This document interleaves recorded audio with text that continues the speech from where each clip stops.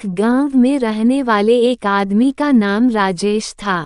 उसकी पत्नी का नाम सीता था, जो बहुत ही चतुर और समझदार थी। राजेश और सीता का जीवन सामान्य था, लेकिन सीता की चतुराई ने उनके जीवन को रौनक भर दी थी। एक दिन गांव में एक बड़ा मेला लगा था। राजेश ने सोचा कि वह अपनी पत्नी को उस मेले में लेकर बहुत मजा करेंगे। लेकिन सीता ने एक चुनौती दी। वह चाहती थी कि राजेश को मेले के भूखे भूखंड में जीत हासिल करनी होगी। राजेश ने हंसते हुए स्वीकार कर लिया और वह दोनों मेले की ओर बढ़े। सीता ने तय किया कि वह कितनी वस्तुएं खरीद सकते हैं, जितनी उनकी रकम हो। राजेश ने विचार किया और सोचा कि उसे सीता की मदद लेनी होगी। सीता ने एक बहुत ही चतुर योजना बनाई।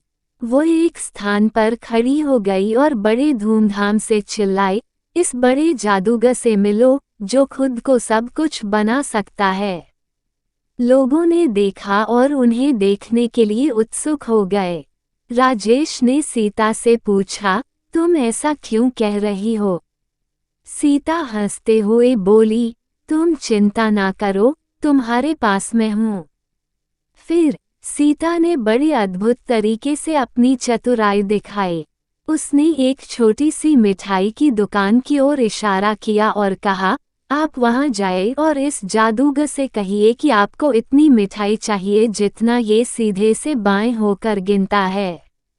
राजेश ने ये किया और जादूगर ने मिठाई बना दी।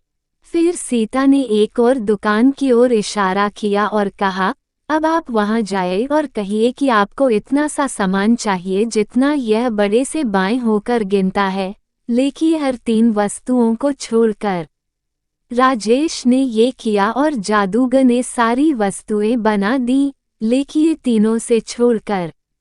इस प्रकार सीता ने अपनी चतुराई से राजेश को मेले की चुनौती जीतने में मदद की और उन्होंने साथ में मेले का आनंद लिया।